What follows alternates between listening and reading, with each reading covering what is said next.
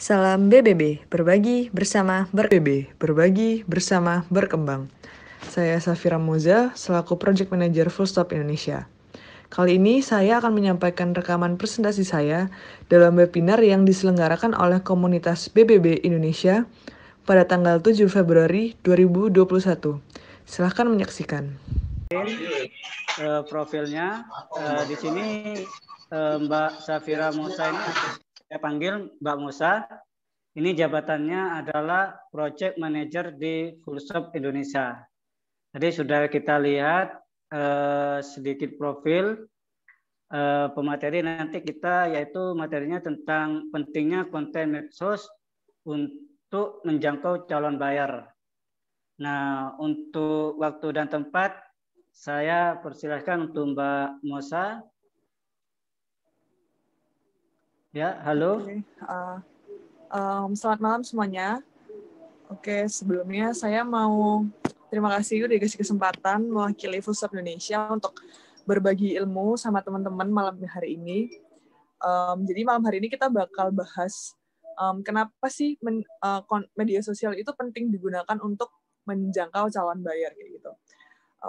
Saya bisa langsung mulai share materinya, Mas ya? Mbak. Ya. Oke.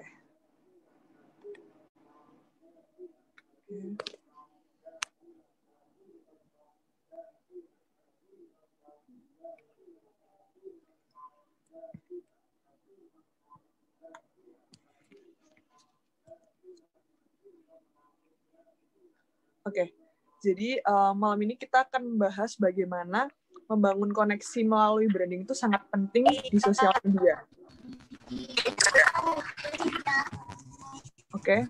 Sebelumnya saya kenalkan diri dulu juga.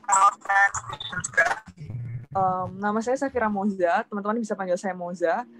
Saya dari Fullstop Indonesia, salah satu perusahaan kreatif branding agency di Surabaya yang tahun ini udah hampir 9 tahun kita berdiri, dan selama 9 tahun itu juga kita udah menangani cukup banyak klien dari berbagai macam background usaha, mulai dari kuliner, terus restoran, pakaian juga gitu. Jadi kalau misalnya pengen lihat lebih jauh lagi nih, klien yang udah kita tanganin bisa langsung cek Instagram kita di @fullstopindonesia atau langsung ke website kita juga bisa, fullstopindonesia.com kayak gitu. Jadi saya langsung mulai aja materinya. Dari data yang saya dapetin itu ketika saya research gitu tentang media sosial, tentang internet gitu. Di bulan Juni sendiri itu data dari Kominfo sendiri itu ada sekitar 196,7 juta masyarakat Indonesia ini menggunakan internet dengan aktif setiap harinya gitu. Ini berarti membuka fakta bahwa sebenarnya masyarakat di Indonesia sendiri ini udah melek digital gitu. Jadi mulai dari cukup heterogen gitu. Jadi mulai dari yang masih kecil atau yang udah tua sekalipun tetap masih pakai media sosial gitu. Anak SD sekarang SMP juga nggak lepas dari gadget gitu. Orang tua saya sendiri pun juga sangat amat aktif gitu ya belanja online gitu. Jadi sebenarnya ini sangat amat menjadi peluang yang besar bagi pelaku usaha gitu ya untuk memanfaatkan media yang ada saat ini gitu. Kalau misalnya dulu kita mau promosi usaha kita tuh cukup ribet ya. Jadi kita harus pasang iklan mungkin di koran, di TV, di radio, yang dimana itu cost-nya jauh lebih memberikan biaya banyak gitu dibandingkan sekarang kita udah punya banyak banget platform media sosial yang bisa kita manfaatkan secara gratis gitu. Nah, sebenarnya media sosial sendiri ini juga di luar fungsinya sebagai media itu mencakup hal yang jauh lebih luas. Jadi seperti kayak ketika orang itu membagikan pengalaman hidupnya mereka gitu. Jadi ketika kita punya brand gitu, kita menggunakan media sosial, itu fungsinya itu nggak cuman bagaimana kita membangun hubungan sama konsumen kita gitu, tapi bagaimana kita juga bisa membangun kedekatan secara emosional sama konsumen kita gitu.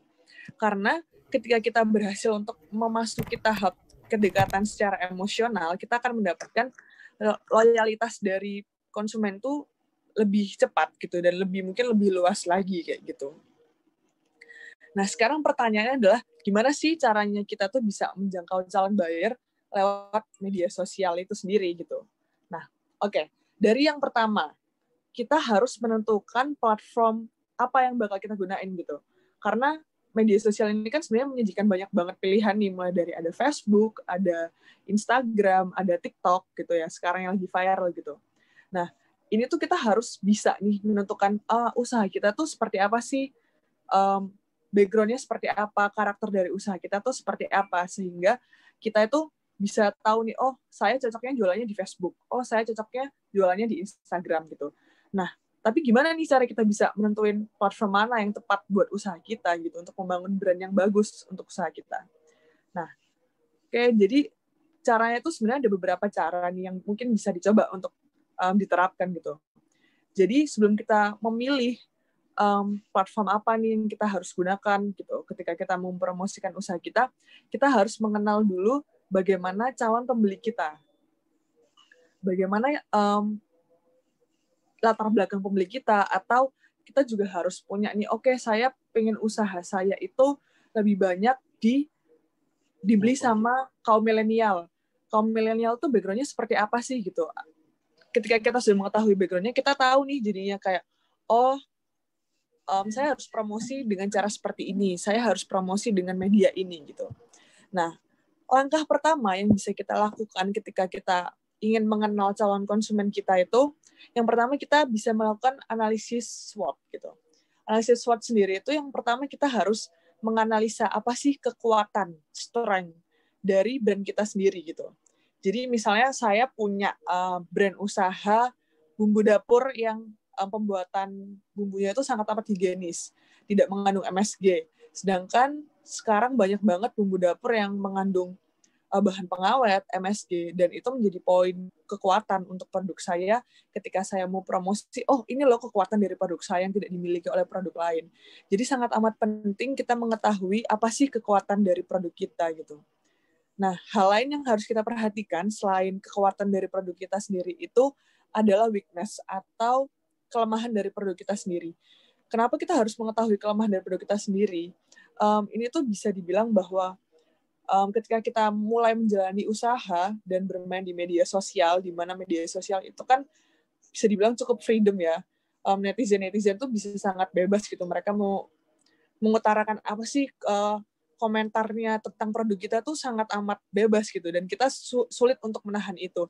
Maka dari itu, untuk mengantisipasi nih hal-hal seperti ini, kita harus mengetahui nih kelemahan dari brand kita, sehingga ketika kita mendapatkan suatu masalah, kita sudah bisa tahu, oh kayak gini nih caranya kita menangani gitu. Jadi selain kita harus tahu kekuatan, kita juga harus tahu kelemahan kita untuk menghadapi masalah yang akan datang nantinya gitu. Dan selanjutnya itu opportunity atau kesempatan. Jadi apa sih kesempatan yang bisa kita dapatkan ketika kita membuat usaha ini, atau kesempatan apa yang bisa kita manfaatkan, jadi misalnya kayak saya tinggal di lingkungan yang satu kampung itu berjualan batik kain gitu. Ketika saya pengen buka usaha, saya melihat sekitar, oh semuanya pada jual batik kain gitu. Ketika saya memulai usaha yang sama, maka peluang saya untuk mendapat konsumen yang lebih luas itu akan lebih kecil, karena kesempatan di sekitar saya itu lebih banyak. Jadi sangat amat penting juga untuk mengetahui kesempatan yang kita miliki ketika kita mau memulai suatu usaha. Dan selanjutnya adalah threat. Jadi threat ini ancaman. Jadi ketika produk kompetitor kita punya barang yang sama, kayak apa ya yang dia punya dan saya nggak punya gitu. Oh, dari situ kita bisa mengetahui apa nih yang harus kita kembangkan, apa nih yang harus kita improve lagi dari usaha dan produk kita sendiri.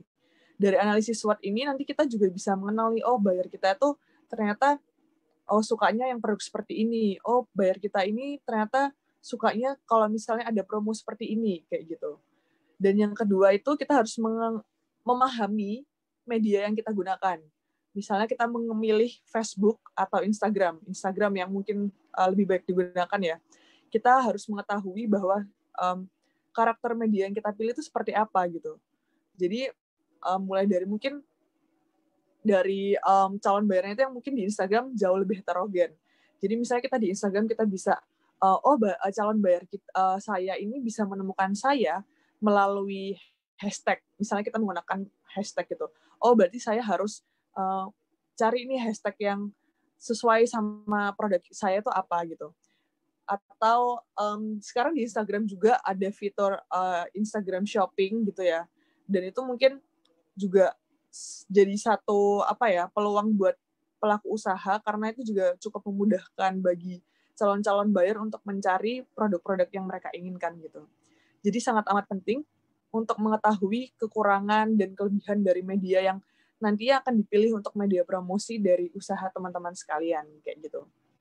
Dan yang selanjutnya itu kalian juga harus mengerti dan memahami audiens atau konsumen atau calon konsumen kalian. Jadi mulai dari umurnya atau gendernya dan lokasinya gitu. Karena itu sangat amat penting ketika kita juga sudah mengenal dan mengetahui audiens kita itu seperti apa dan dominannya itu seperti apa dari lokasi, umur maupun gender gitu.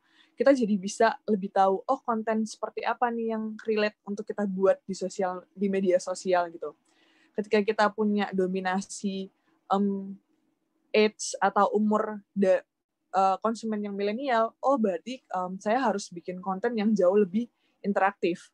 Saya harus bikin konten yang jauh lebih menarik atau lebih mudah di-share gitu. Jadi ketika kita juga mengetahui background audiens kita seperti apa, itu juga akan memudahkan kita untuk merencanakan planning yang akan kita buat gitu. Lalu yang terakhir itu ada listen the network atau informasi. Karena dunia digital ini kan sangat cepat ya pergerakannya. Banyak banget informasi setiap harinya yang baru tentang politik, tentang sosial, dan tidak bisa dipungkiri kalau misalnya ketika kita memilih untuk menggunakan media sosial sebagai salah satu platform kita harus sangat amat peka untuk mengikuti informasi yang ada gitu. Karena ketika kita mengikuti informasi, kita juga bisa semakin mendekatkan tahap emosional tadi yang pertama dengan konsumen gitu. Jadi kita tidak tertinggal dengan informasi yang update gitu. Jadi kita juga bisa menggunakan informasi atau kejadian yang lagi hangat dibicarakan jadi salah satu konten kita sehingga calon buyer atau buyer yang sudah ada pun tetap kayak merasa dekat dengan brand kita, dengan usaha kita seperti itu. Nah, sebenarnya memang platform media sosial sendiri ini kan banyak gitu ya. Jadi ketika kita sudah mengerti karakter buyer kita seperti apa, maka pilihlah platform yang mendukung untuk tujuan dan memberikan pengaruh yang cukup signifikan untuk usaha teman-teman sekalian gitu. Jadi misalnya sekarang ada YouTube, ada Instagram, TikTok, Facebook gitu. Mungkin kalau misalnya kita pakai semuanya gitu, itu akan sangat menguras ide, waktu gitu ya. Tapi ketika kita tahu, ternyata saya lebih banyak mendapatkan konsumen ketika saya promosi di Facebook dan Instagram, atau ketika saya promosi di TikTok dan Facebook gitu. Jadi lebih baik kayak kita berfokus dengan platform yang memang benar-benar memberikan pengaruh yang signifikan gitu. Jadi ketika kita fokus gitu, kita bisa lebih konsisten dalam menyajikan konten, kita juga bisa jauh lebih dekat dengan konsumen dan calon konsumen gitu. Jadi ibaratnya nggak mesti semua platform harus kita pakai, tapi kita harus benar-benar bisa memanfaatkan mana nih platform yang bisa sangat amat memberi pengaruh sama brand kita, dan kita konsisten untuk membuat konten di platform tersebut gitu. Nah, ini adalah salah satu contoh project yang saya pegang gitu ya.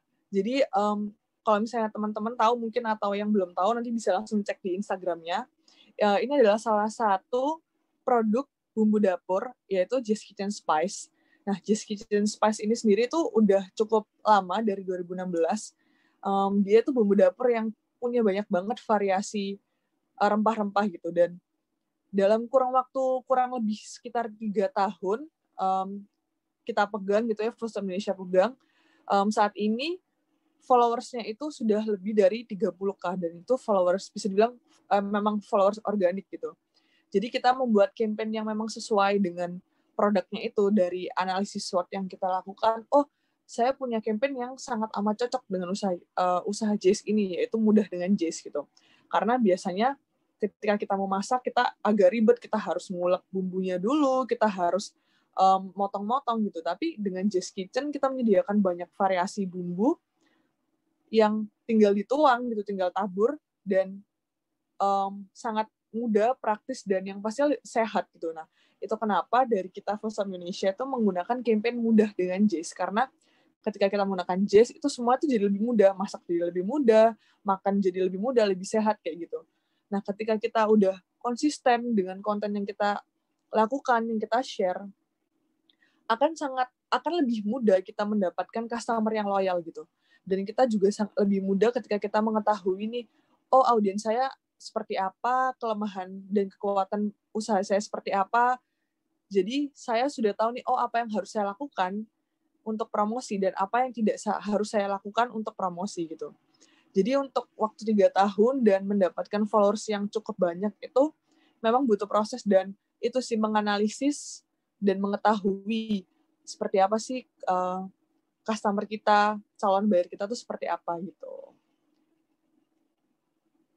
Dan nah ini untuk tips kedua untuk bisa kita menjangkau jalan buyer itu, kita tuh harus menyajikan konten yang konsisten dan shareable, atau konten yang bisa mudah untuk dibagikan gitu. Nah, ini yang harus kita lakuin nih ketika kita harus mau bikin konten yang konsisten. Jadi semakin sering kita melakukan kegiatan di media sosial, entah itu posting atau sekedar upload story, maka semakin konsumen akan merasa, oh produk ini memang mempunyai konsistensi dalam melakukan penjualan, dalam membuat konten, seperti itu. Jadi hal pertama yang harus kita lakukan memang adalah kita harus aktif di media sosial, platform apapun yang teman-teman pilih nantinya untuk menjadi media promosi usaha teman-teman gitu. Nah, salah satu bentuk menyajikan konten yang konsisten itu memang dengan rajin posting di konten media sosial gitu.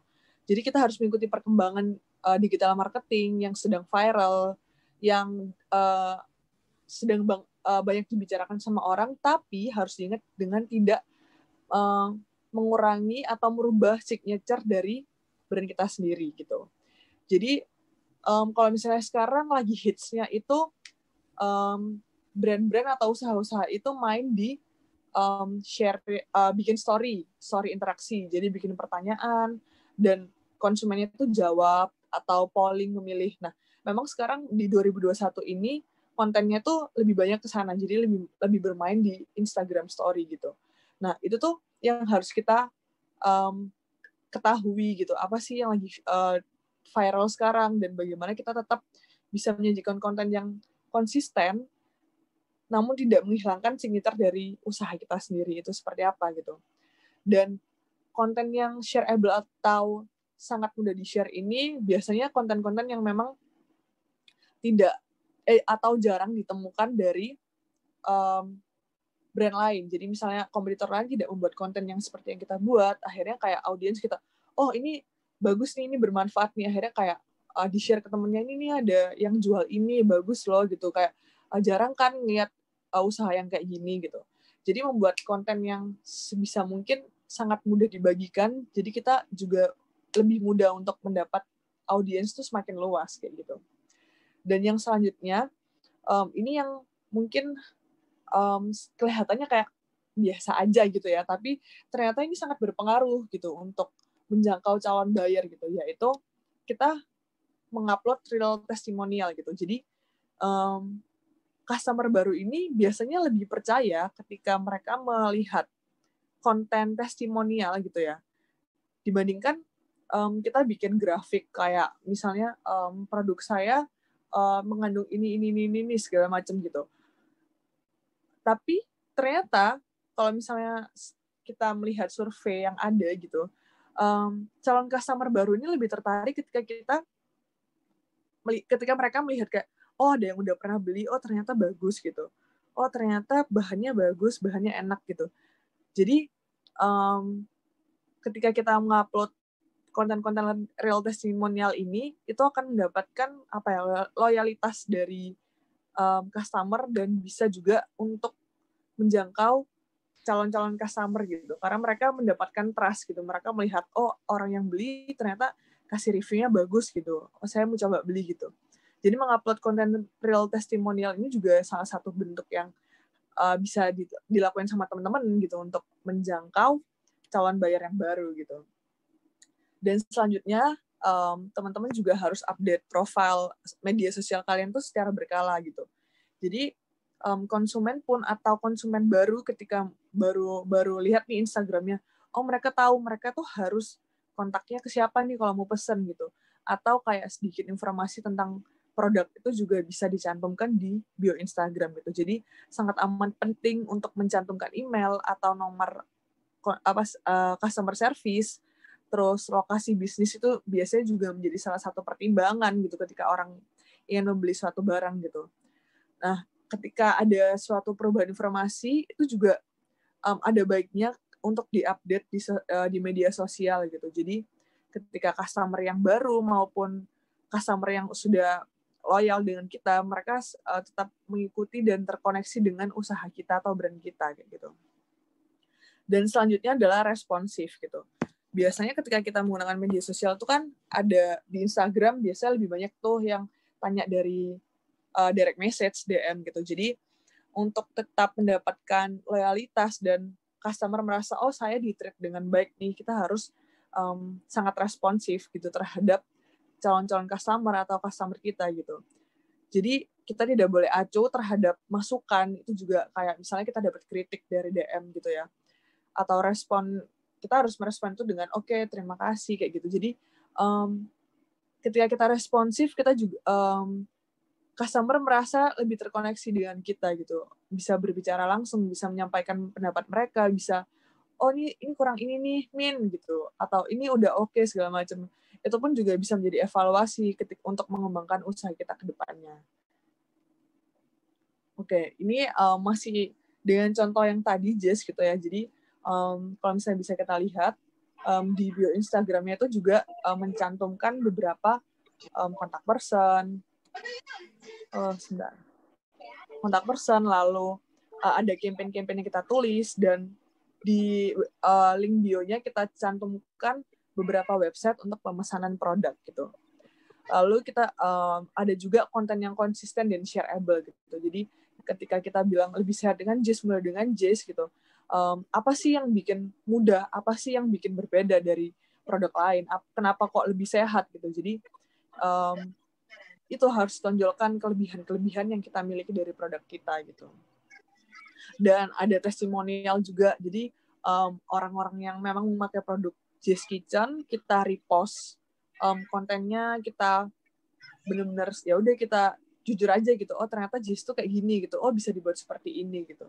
Jadi untuk membangun sampai ke tahap emosional dengan audiens tuh dengan beberapa step yang tadi kita udah bahas itu memang cukup efektif gitu. Dan selanjutnya untuk menjangkau calon bayar ini itu membangun hubungan dengan influencer gitu. Influencer sendiri ini kan sebenarnya memang untuk sekarang kita temui itu cukup banyak ya, mulai dari influencer makro, mikro gitu ya. Jadi sebenarnya menggunakan influencer ini salah satu cara yang bisa dibilang cukup efektif untuk membangun sebuah brand atau mendapatkan calon bayar yang baru, menjangkau audiens itu jauh lebih luas gitu. Karena sebenarnya influencer sendiri itu salah satu bentuk figur representatif dari produk usaha kita sendiri gitu.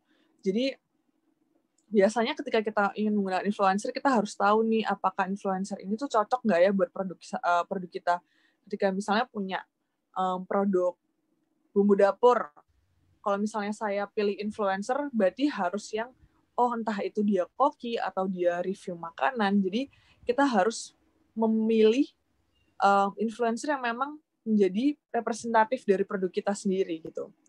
Jadi 92% itu konsumen mempercayai influencer lebih dari iklan atau endorsement selebriti gitu. Jadi mereka kalau misalnya mungkin ngelihat di iklan TV atau ketika selebriti upload gitu kayak oh ya udah gitu, itu part of kerjaan mereka mempromosikan suatu barang di iklan, tapi belum tentu ketika mempromosikan barang tersebut di iklan tuh mereka memang benar-benar menyukai produk tersebut gitu. Tapi ketika influencer melakukan itu biasanya dan memang sesuai dengan karakter usaha kita gitu, biasanya konsumen akan jauh lebih percaya gitu. Karena media sosial sendiri ini kan sudah menjadi platform di mana hampir semua orang itu menjadi pengguna yang aktif. Jadi bisa dibilang media sosial dan influencer itu punya kekuatan yang besar, cukup besar dalam meningkatkan suatu bisnis gitu. Nah, selanjutnya gimana sih kita bisa memilih influencer yang tepat gitu? Mungkin ada beberapa hal yang harus digarisbawahi gitu. Jadi ketika kita memang memilih untuk menggunakan influencer, kita bisa benar-benar mendapatkan feedback yang baik gitu.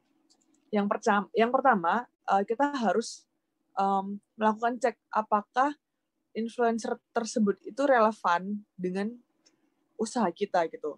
Jadi sebelum memilih influencer itu, kita harus memahami apa sih yang membuat influencer ini profilnya seperti apa gitu, dan apakah sesuai dengan brand yang akan dipromosikan oleh influencer nantinya gitu.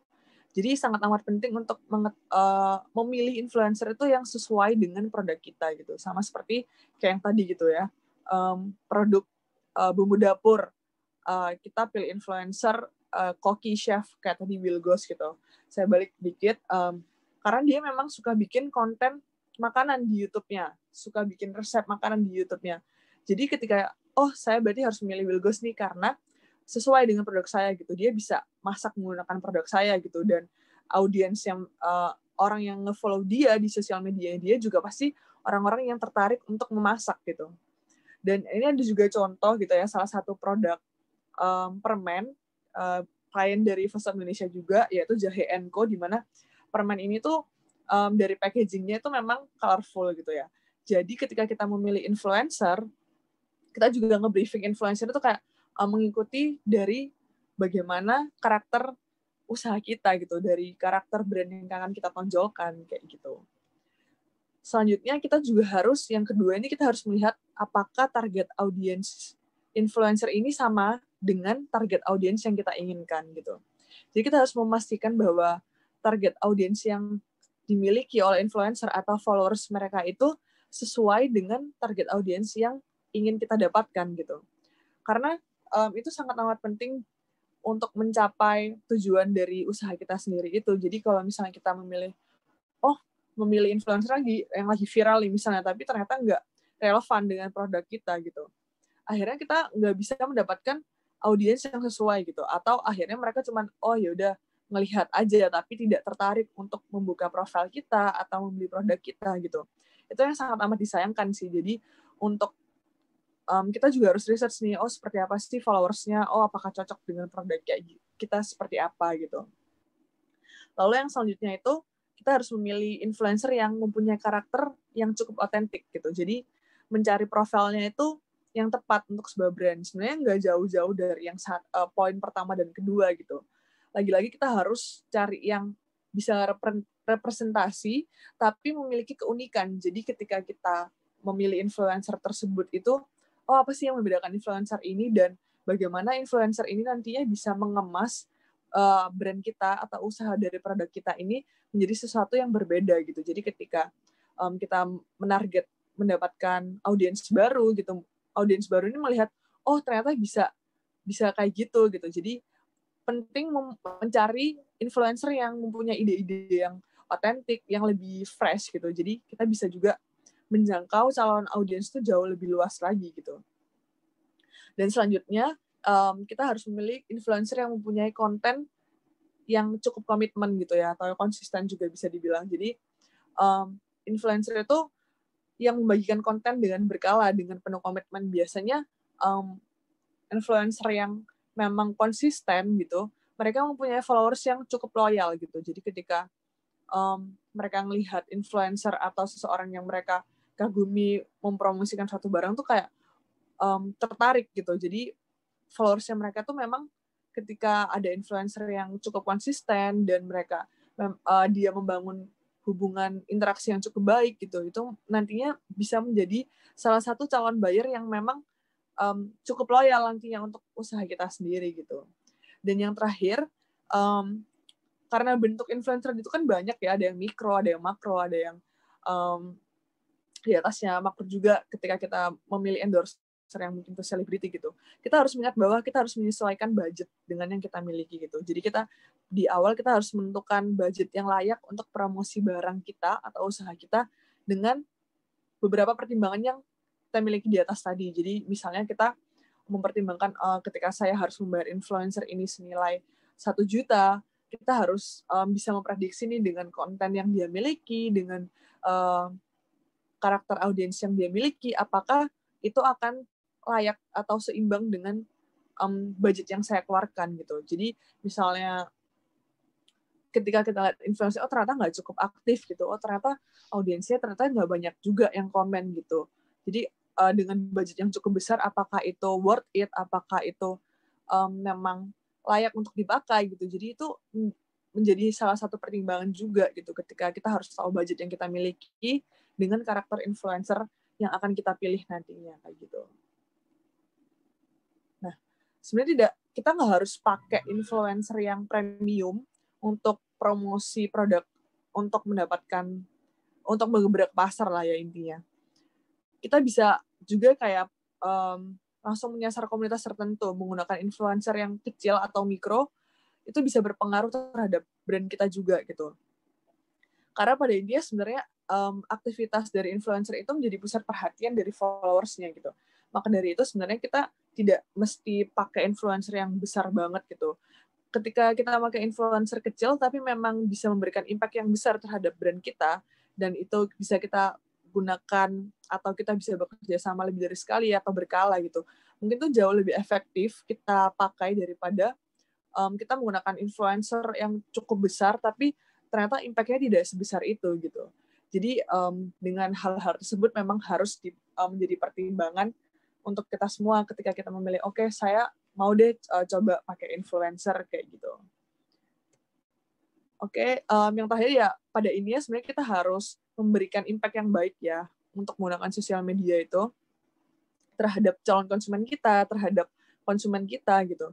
Jadi kita harus mengerti dulu produk kita seperti apa, kita harus mengerti media yang akan kita gunakan seperti apa, kita harus mengerti apa sih yang harus kita lakukan gitu. Jadi mempertimbangkan banyak hal. Jadi ketika kita memulai suatu usaha dan mempromosikan di media sosial itu, kita benar-benar mendapatkan feedback yang baik untuk usaha dari teman-teman sendiri. Kayak gitu sih materi yang bisa saya sampaikan malam ini. Terima kasih Mas Yahya. Untuk selanjutnya ada sesi tanya jawab ya. Ya, terima kasih buat Mbak Mosa atas materinya. Ya, untuk selanjutnya kita memang ada tanya. Demikian rekaman presentasi saya episode ke-1. Silahkan melihat episode kedua yang berisi tanya jawab pada seminar tersebut. Kalau ada pertanyaan, silahkan isi komen di bawah ini. Jangan lupa untuk like dan subscribe channel ini ya. Bagi pemirsa yang baru pertama kali bergabung dengan channel ini, silahkan melihat berbagai video pembelajaran lainnya. Tolong informasikan keberadaan channel ini kepada para UKM lainnya, kepada para pebisnis pemula agar semakin banyak yang bisa belajar pada channel berbagi ilmu ini. Salam BBB, berbagi bersama berkembang.